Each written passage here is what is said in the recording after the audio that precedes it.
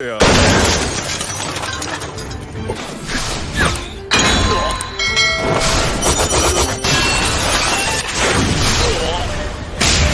اهلا بيكم في فيديو جديد، وبتبدأ الحلقة الخامسة وبنشوف داريل وهو رايح في مهمة، والمهمة هي ان هو هيبني من جديد ورشة ميسريلي. وبيوصل للقرية اللي فيها الورشة وبنعرف ان هي في قرية كامبان، وبيوصل عند بيت الحدادين بيلاقي القائد فيتو بيتان. داريال بيكون مصدوم ان هو هناك وبيكون سابقه في توظيف الحدادين، وبيقول له اكيد الرتبة دي مش هيتدخل في الخطط بتاعة الرتبة بي، وداريل بيكون محبط. داريل بيرجع للقرية وبيقول للعمدة على اللي حصل، وهم واقفين بتجيلهم مليكة بتقول لداريل ان في حد اتحرش بيها، وبيروح داريل ويلاقيه مرمي على الارض وبيفتكر ان هو مات، بس بيطلع صلصاله في الاخر. بيرد عليهم بكلام مستفز ومليكة بتتعصب وبيقول لها جبت مغامر ضعيف معاكي فبتتعصب اكتر. وداريال بيمسكها وبيسخر من السيف بتاع داريل، ومليكة بتتعصب وبتقول له ان هو هزم وحش عملاق بالسيف ده. والعجوز ما بيكونش مصدق، ومجرد ما بيمسك ايد داريل بيعرف ان هو عنده الخصائص الاربعة بالقوة القصوى بتاعتها. بعد كده بنعرف ان هو اشهر حداد للميسريل ولقبه ميسريل سميث. بيروحوا البيت ومليكة بتقول له ان هي ما سمعتش ده قبل كده وممكن يكون شخص نصاب. داريال بيسأل العمدة لو كان سمع بالاسم ده قبل كده. العجوز بيقول له انت مش مصدقني، وبيطلع له الورقة وبيقول له ان هو جايب طلب من النقابة المركزية. العجوز بيقول له يلا نروح على ورشة الحدادة. بيقول له داريال ان فيتو بيتان هو اللي مستولي على الورشة. العجوز بيروح يفضل يتحايل عليه لحد ما يوافق ان هو يخش يشتغل جوه. لما بيدخلوا جوه بنشوف ان الحدادين اللي موجودين بيفشلوا في تحويل المعدن لسلاح. العجوز بيبص عليهم وبياخد قطعة من المعدن وبيحطها على النار، وبيقول لداريل يقفل الشباك اللي موجود، وبيقول لهم انا هوريكم ازاي تحولوا المعدن لسلاح. بيقول ان في نقطة ضغط معينة لازم يتضرب عليها عشان الميسريل يتحول لسلاح، وبيضرب مرة واحدة على المعدن وبيتحول لسيف كبير، وبيديه لداريل عشان يجربه. واول ما بيشكل عليه الهالة بيحس ان قوته بتزداد والسيف خفيف جدا، وبيروح يجرب ان هو يقطع بيه شجرة، بس مش بيحس باي مقاومة خالص كأنه بيقطع الهواء. فيتو بيتان بيروح يتحايل على العجوز عشان يعلمهم ازاي يصنعوا الاسلحة، بس العجوز بيرفض. وفيتو بيتان بيتضايق جدا، وهم ماشيين العجوز بيطلب من داريل السيف وداريل بيستغرب، بس العجوز بيقول له مش هو ده السلاح اللي انا هعمله لك، ده انا كنت مستني اقابل واحد زيك عشان اعمل الاسلحة اللي في دماغي، هو ينفع تستخدمه للخصائص الاربعة؟ بيقول له بس احنا معناش ميسريل تاني. العجوز بيطلع قطعة من معاه وبيقول له انا سرقتها من غير ما حد ياخد باله. وبيكون المساعد بتاعه بنى ورشة الحدادة بتاعته بيكون فيها فرن بيشتغل بالسحر. داريل بيسأله انت جبته منين؟ بيقول له انا اشتريته من السوق السودا، بس المشكلة هنشغله ازاي؟ داريل بيستدعى صاحبه ريزيت عشان يشغل الفرن، وداريل بيقول له انت الوحيد اللي اقدر اعتمد عليه في الوقت ده. وبيجي جيشيتا وبيزعل من اللي سمعه. العجوز بيشكرهم لان هم رجعوا له حلمه من جديد، وبيقول له حلمي ان اعمل سلاح ليك انت يا داريل. ريزيت بيشغل لهم الفرن والحداد بيبدأ يشتغل، وداريل بيخرج بره وبيلاقي في وشه فيتو بيتان، وبيقول له عايز اتكلم معاك، وبيروح الغابة. بيقول له انت اللي رجعت المنجم، المفروض يكون المنجم ملك للقرية بتاعتك، لكن النقابة المركزية بتحاول تسرقه منك، ايه رأيك نتحد مع بعض ضد النقابة؟ لكن داريال بيرفض وبيقول له انت اللي استهزأت بالناس اللي انا بحبها، وكنت هتقتل الشيطان لما كنا بنتفاوض. فيتو بيتان بيخلع جندي وبيرميه على داريل وبيقول له يديهوله تاني. هو بيقول له انا هستناك بكرة الصبح في الساحة بتاعت القرية، وما بيكونش فاهم فيه ايه. لما بيروح بيعرف من العمدة ان هو كده اتحداه في قتال، وان دي الطريقة بتاعتهم في التحدي، وبيقول له مغامرين بيرجعوا للتحديات دي عشان يصوروا خلافات الشخصية، لانه لو قتلوا في التحدي مش هيتعاقب، ولو داريال خسر هيروح منهم المنجم. جيشيتا بيرفض ان داريل يروح وبيقول لهم احنا عشنا الفترة دي من غير المنجم، بس داريل بيرفض وبيقول لهم ان هو هيواجهه بكرة. العجوز بيقول لريزيت ان هو يجهز الفرن عشان هيسرع في عمايل السلاح لداريل، وبيقول لداريل هعلمك ازاي تستخدمه. وبنشوف داريل وهو بيتمرن في الغابة، ومليكة بتجيب له حاجة يشربها وبتسأله ان هو لو كان هيحارب بكرة، فبيقول لها ايوه همسح لك بيه الارض. بتقول له هستناك بكرة على العشاء وبتمشي. بنشوفهم متجمعين في ساحة القرية تاني يوم عشان النزال. فيتو بيتان بيستعرض الأسلحة اللي هم عملوها وبيقول لداريل يوريني سلاحك. داريل بيطلع سكينة مصنوعة من الميسريل فبيستهزأ بيه وبيقول له هو ده اللي الحداد عمله. بيبدأ النزال وفيتو بيتان بيخسر من داريل، بس فجأة الدرع اللي محطوط على كتفه بيتكسر وبيستغرب ازاي حصل. داريل بيقول له لو ما شفتش اللي حصل استسلم احسن. فيتو بيتان بيهجم عليه وبيكتشف ان السكينة النصل بتاعها بيتمدد. داريل بيناوله واحدة بيقسم له فيها الدراع بتاعه نصين وبيتفاجئ فيتو بيتان، وبعد كده بيكسر له السيف بتاعه. فيتو بيتان بيجيب السيف اللي الحداد ده عمله وبيهجم بيه. داريل بيحول السلاح بتاعه زي الكرباج وبيكسر السيف وبيرميه بعيد، وماليكا بتفرح ان هو فاز وبتروح تلحقه قبل ما يقع لانه بيكون استنفذ كل طاقته. وبنشوف مندوب النقابة المركزية بيعتذر لداريل على اللي فيتو بيتان عمله، وبيقول له ان احنا هنعاقبه. فداريل بيقول له ان هو عايز يختار العقاب، وبيقولوا له ان هم هيساعدوه ويصلحوا الاضرار اللي حصلت بسبب النزال. وماليكا بتسمع للمندوب وهو بيقول له ان هو عايزه معاهم في النقابة المركزية. وبالليل بيكون قاعد في الساونا وبتدخل ماليكا تقعد جنبه وبيكون مفكرها جاشيتا، وداريل بيقول له الاوضه كبيره ابعد شويه. بيجي يحط ايده عليه بيلاقي نفسه ماسك حاجه طريه، بيفتح عينه وبيتلاقى ماليكا فبيتخض.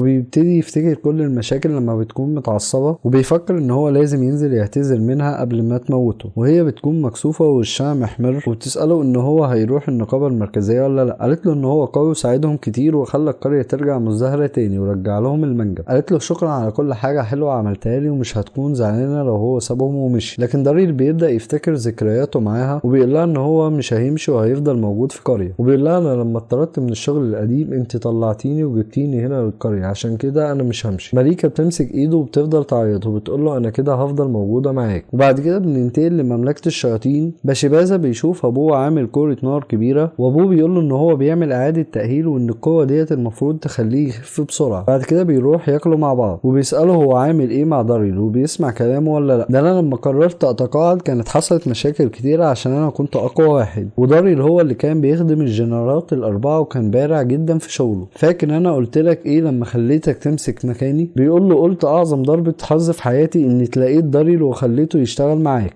وبيسأل ابوه عن حال داريل، بيتوتر وبيقول له ان هو شغال كويس كمساعد للاربع جنرالات. ابوه بيضحك ومره واحده بيقلب الترابيزه عليه وبيديله بوكس يسففه سنينه. باشيبازا بيساله عملت كده ليه؟ بيقول له ان في شياطين كتيره قوي اشتكوا عشان انت طردت منهم منصب المساعد. بيقول له ما كنتش عارف ان انت غبي كده، ما كنتش عارف ان انت هتتخلى عن كنز زي داريل. وبيقول له انت تدور على داريل وتجيبه وتتوصل عشان يسامحك. داريل هو الحل الوحيد عشان تفضل في منصب الجنرال. باشيبازا بيتعصب ويقول له انا مش هعتمد على الفاشل ده، وبيقول له ان هو هينجح بقدراته الخاصه وعزبه للكل ان هو قوي زيه وبيسيبه ويمشي. وبنشوف ام ماليكا وهي طلعت صحيحة وبتكون مستغربة لانها دايما بتكون اول واحدة صحية، بس لما بتفتح باب الاوضة بتشوف داريل نايم معاها جوه. وبنشوفهم هما الاتنين نازلين وبيكون باين على داريل التعب، وبيقع من على السلم وهو نازل شكلها خلصت عليه. اول ما العمدة بيسأله مالك هما الاتنين بيتخضوا، واول ما بيقول له انت شكلك طولت في الساونا بيطمنوا هما الاتنين ان هو ما يعرفش حاجة، وبيقعدوا يفطروا كلهم مع بعض وبتكون ام ماليكا مبسوطة. وبنشوف داريل وهو بيشرب الشاي مع العمدة وبيكون قاعد بيسأل نفسه هو عارف ولا لا، وبيكون متوتر جدا وبيتخض اول لما ام ماليكا بتنده عليه وبتقول له تعالى ساعدني في تطليع الهدوم بره. لما بيخرجوا بتقول له يا ريت تفضل الدنيا حلوه ما بينك وما بين ماليكا، وبيعرف ان هي كده عرفت وشافتهم مع بعض. بيقرر ان هو يروح يصارحهم ويتجوز ماليكا. بعد كده العمده بينده عليه وهو ماسك الفاس. داريل بيتخض منه، بيقول له العمده احنا لازم نتكلم. بيقف داريل قدامه وهو خايف. العمده بيقول له انا ومراتي بقينا كبار في السن وخلاص عهدك انت وماليكا ده. داريل بيسأل نفسه هو عارف اللي حصل امبارح، وبيطلب منه العمده ان هو ياخد مكانه ويبقى هو عمده القريه. بيستغرب داريل، فالعمده بيقول له انت اللي رجعت القريه زي ما كانت ورجعت المنجم. وبتكون ماليكا واقفه وبتسمع. داريل بيقول له بس دي مسؤوليه كبيره. العمده بيقول ان هي الحياه كده والناس بتتعلم لما بتاخد مسؤوليات كبيره. بيقول له انا هكون زعلان لما اسيب الشغل بس هكون مبسوط عشان انت هتاخده مكاني. وماليكا بتكون واقفه وراهم وبتسمع وبتبتدي تفتكر ذكرياتها مع داريل. وداريل بيلاحظ ان هي واقفه وراه وبيقول له انا موافق بس تسمح لي ان اتجوز ماليكا الاول. ماليكا بتكون فرحانه هي وامها، وداريل بيسالها لو هي موافقه. ماليكا بتعيط من الفرحه وبتاخده واحد سوبر سوبليكس تمسح بيه تاني الارض، بس بيكون داريل خلاص بقى اقوى وبيزق برجله وبيطيروا هما الاتنين في السماء وبيمسك ايديها وبعد كده بيشيلها وماليكا بتفرح قوي. وداريل بيكون العمده وبتعدي سنه. داريل بيقول ان القريه اتطورت اسرع في السنه دي، وبنعرف ان العجوز سميث مات. بعد كده داريل بيرجع البيت وبنعرف ان هو خلف ولد وبيكون اسمه جيران. بيشيل ابنه وبيبتدي يفتكر لما اللورد جرنباز اللي اتلقاه وهو صغير ورباه بنشوف جيشيتا بيجري بسرعة عليه وبيقوله ان في مشكلة وبيعرف ان البطل جاي القرية. داريال بيفتكر ان هو قابل البطل قبل كده في الحرب اللي كانت ما بين الشياطين والبشر. ابو مليكة بيقوله انا هجهز كل حاجة وروح انت استقبلهم. بنشوف داريل وهو واقف مستني البطل يكون لافف وشاح على وشه عشان ما يتعرفش عليه، وبيمسك السلاح بتاعه في ايده عشان لو هجم عليه يدافع عن نفسه. بس هو بيلاقيه بنت حلوة وبنعرف ان هي البطل، وبتعرف نفسها هي واللي معاها، وبنعرف انها اسمها ليدي والولد اللي معاها اسمه سيشا والبنت اسمها ساتومي. وداريل بيعرفهم ان هو العمدة وبتسأله هو مغطي وشه ليه، وبنعرف ان البطل اللي داريل عرف انه اتصاب في اخر الحرب وهي بقت ماسكة مكانه، فبيطمن وبينزل الوشاح من على وشه. وهما ماشيين في القرية ساتومي بتقول ان القرية دي فيها مفتاح هزيمة ملك الشياطين، فبيستغرب داريل، فبترد عليه ليدي وبتقوله انها تقصد اسلحة الميسريل، وليدي بتقوله انها جاية هنا عشان عايزة اسلحة من المعدن ده عشان تحارب بيه. وداريل بيلاحظ انها بتقرا الكلام اللي مكتوب على ايديها. بياخدهم وبيروحوا البيت وبيكون ابنه بيعيط، واول ما بيشوف البطلة بيسكت وبيكون عايز يروح لها، وبتطلب منه ليدي انها تشيله، واول ما بتشيله بيسكت وبيفضل باصص لها. بعد كده بنعرف ان نيته ما كانتش سالكة، وبتظهر تعابير غريبة على وش ليدي. وداريل بيسأل نفسه هو ابنه هيكون عامل ازاي لما يكبر.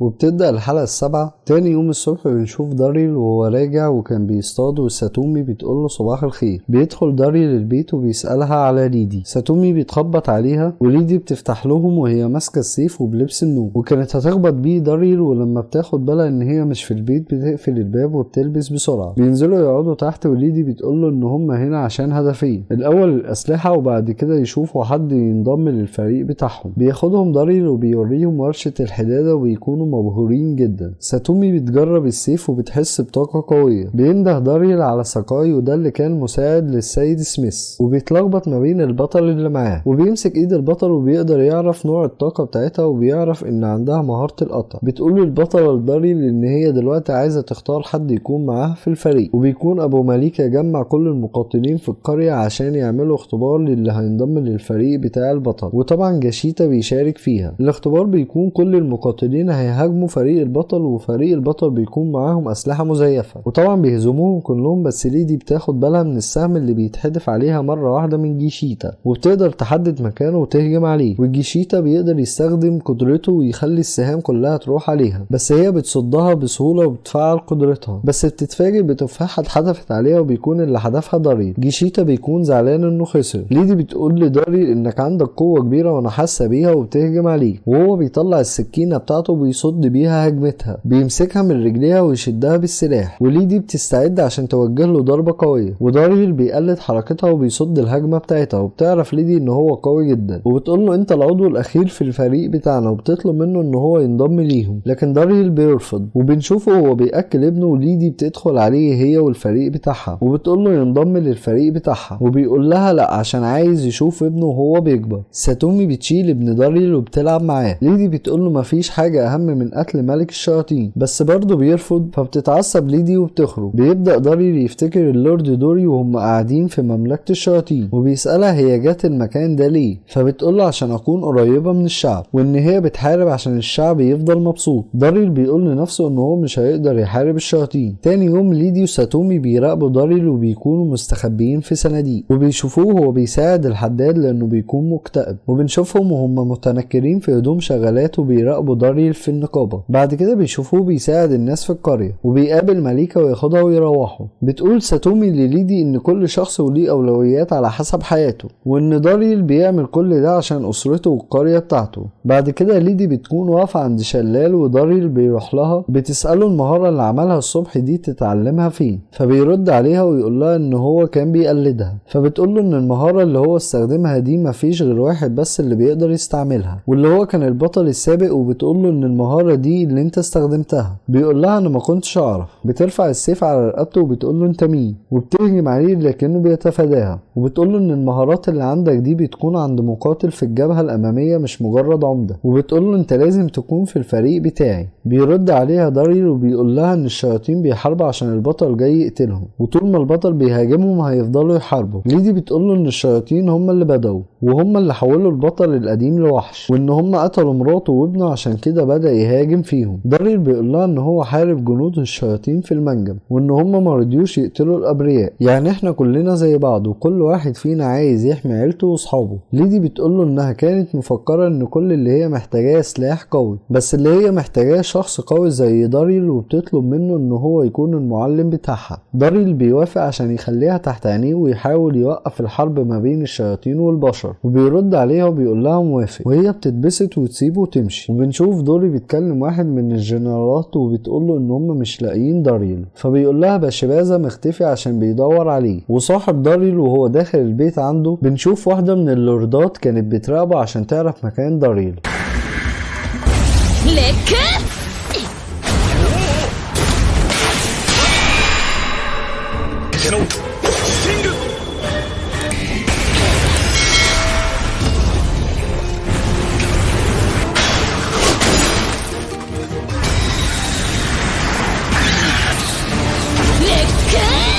وبتبدأ الحلقة الثامنة. بعد كده بنشوف ريزيت وهو شايل ابن داريل وبيلعبوا، وداريل بيقول ما كنتش اعرف ان انت بتحب الاطفال. وريزيت بيسأله فريق الابطال موجود فين، بيقول له ان هم في القرية جنبنا بيشتروا لبس. وبتظهر واحدة من الجنرالات الاربعة وبتكون يابايانتس، وريزيت وداريل بيتخضوا لما بيشوفوها. بعد كده بنشوف يابايانتس وهي قاعدة على ظهر ريزيت، وهو بيقول لداريل ما تبصش عليا وانا في الوضع ده. ويابايانتس بتقول له الكراسي ما بتتكلمش، وبتدخل عليهم مليكة وبتشوفهم وبتقول لهم انها هتجيب حاجة يشربوها. ويابايانتس بتقول لداريل ان هو ما كانش ضعيف وبس، ده كمان مظهره ما كانش حلو. ومليكة بتتعصب لما بتسمع وبتحدف عليها الفيلة بتاعت الازازة وبتخرم بيها الحيطة، وبتقول لها ان في كرسي فاضي. ويابايانتس بتخاف منها، وبيسألها داريل هي جت هنا ليه، وبتقول له انها جت عشان الميسيريل. وبتقول له ان ريزيت ما بيقولش لحد على مكانه عشان كده جيت وراه. وريزيت بيتأسف لداريل، وداريل بيقول له ان هو مش غلطان وان هي قوية لدرجة انها تقدر تخفي نفسها. ويابايانتس بتقول لداريل ان هو يديها الميسيريل اللي عنده، وداريل بيرفض وبيقول لها ان هو المشرف عن المنجم، وبيقول لها ان في اتفاقية ما بينه وما بين ريزيت على الكمية اللي هتاخدوها. ويابايانتس بتقول لداريل شكلك كده عايز تتضرب، بس مليكة بتبصلها وبتخليها تخاف وتترعش. وداريل بيقول ان هم يروحوا يتكلموا في مكان تاني احسن. واول ما بيوصلوا الغابة يابايانتس بتهجم عليه ولكنه بيتفاداها، وبتقول له لو ما كنتش هتسمع الكلام بالذوق هتسمعه بالعافية. وبتقول له مراتك المتوحشة دي مش موجودة هنا عشان تدافع عنه، وبيظهر ان هي بتخاف منها جدا. وبعد كده بتطير في السماء وبتهجم عليه، وداريل بيقدر يتصدى ليها ويهزمها كمان. وبتفضل تحاول معاه لكن كل مرة بيغلبها، فبتبدأ تستخدم اقوى تعويذة عندها، لكن برضك الداريال بيهجم عليها ويهزمها، وهي بتكون مصدومة. بيحاول يمسكها لكن هو ما بيلحقش. وريزيت بيستخدم سحر المية وبيلحقها قبل ما تقع على الارض. وبيكون داريل قطع حته من هدومها، وبتفضل تعيط وتقول له ان هي هتقول لمراته، وهو بيعتذر لها وبيقدم لها عرض لو هي هتشتري الميسيريل. وهي بتوافق وبتقول له ان هي عايزه سلاح زي اللي معاه، فبياخدها ويوديها الورشه وبيقول لهم يعملوا لها سيف زي اللي معاها. وريزيت بيفكروا ان البطله وفرقتها قربوا ييجوا، فبيتخض داريل ويروح يقول للحداد حاول تخلص لها اللي هي عايزاه بسرعه. وهو بيجري يستقبل البطل والفريق بتاعها ويحاول يعطلهم. وبعد كده بيخلي ليدي تتمرن بالسيف، بيروح يشوف يابايانتس خلصت ولا لسه، وبيرجع تاني لليدي وبتكون خلصت. بعد كده يابايانتس بتكون قاعده في الساونا وبتكون مغطيه وشها، وبتدخل عليها ليدي، واول ما بتقعد جنبها الفوطه بتقع والاتنين بيعرفوا بعض. وبيدخل داريل بسرعه قبل ما يبداوا المعركه وبيبعدهم عن بعض، ايده بتيجي في مكان كده وبيضربهم الاتنين بالقلم في نفس الوقت. بعد كده بنشوف داريل وهو وشه بايظ، وليدي بتساله هي بتعمل ايه هنا، ويابايانتس بتسال داريل هي مين دي. بترد عليها ليدي وبتقول لها انا البطل، وبتقول لها ان احنا تواجهنا قبل كده، لكنها بتقول لها انا مش فاكراكي. ليدي بتسال داريل انت ليه بتعملها باللطف ده، فبيقول لهم ان هو بشر اتربى وسط الشياطين. وكلهم بيتفاجئوا وبنعرف ان هو قال لمليكة يوم فرحهم. ويابايانتس بتقول له يعني انت كنت بشري طول الوقت. وليدي بتقول له برضك مفيش سبب لوجود يابايانتس هنا. هما الاتنين هيتخانقوا تاني، لكن مليكة بترزع الحل على الترابيزه فكلهم بيسكتوا، وبتقول لهم ادخلوا في تحدي قصاد بعض وكده هتكونوا قريبين من بعض. والاتنين بيوافقوا، وداريل بيقول ان هو هيكون الحكم، وبيقول لهم اوعدوني ان محدش هيقتل التاني. ليدي بتوعده ويابانتس بترفض. داريل بيقول لها خلاص مفيش ميسيريل، وماليكا بتقول لها مفيش اكل، فبتوافق وبتقول له ان هي مش هتقتلها. بيقول لهم خلاص المعركه هتكون بكره، وبيقعدوا كلهم يتعشوا. بعد كده بيجروا هما الاتنين يروحوا للحداد. تاني يوم بنشوف ليدي ماسكه السيف الجديد بتاعها، ويابانتس بتلعب بالحداد وبتعرفه ان هو فضل صاحي طول الليل عشان يخلص السيف بتاع ليدي. بتبدا المباراه ما بينهم، وليدي بتهجم عليها بالسيف بتاعها، ويابانتس بتصد هجمتها بالاجنحه بتاعتها. ماليكا جت وجابت معاها الاكل، ويابانتس بتهجم على ليدي وبتوقع السيف منها، بس ليدي بتمسك السيف تاني وبتحدفه عليها وبيجي جنب دماغها. بتقوم يابانتس تستخدم تعويذه قويه، وليدي كمان مستعده لضربه تصد بيها ضربتها. ساتومي مفعله الدرع بتاعها وهيكون خلاص هيتكسر، لكن داريال بيدعمها بالسحر بتاعه. وجراين ابن داريل بيصحى ويشوف ليدي ويابانتس، وبينط ويتحرك ناحيتهم، وبيكون في جزء من الجبل اتدمر وهيقع عليه، وداريل بيجري عليه ويمسكه، وليدي بتحميه ويابانتس بتكسر الصخره، وماليكا بتجري عليهم عشان تطمن على ابنها وبيكون محصلهوش حاجه، وبيكون جراين بيضحك ومبسوط. داريل بيقول لهم ان هو كان مفكرهم ان هم بيلعبوا، وكلهم بيضحكوا، وليدي ويابانتس بيكونوا اصحاب. وهنا بيكون خلص ملخص فيديو النهارده، ولو عجبتك ما تنساش تعمل لايك وسبسكرايب وتفعل زر الجرس عشان يوصلك كل جديد، وسلام.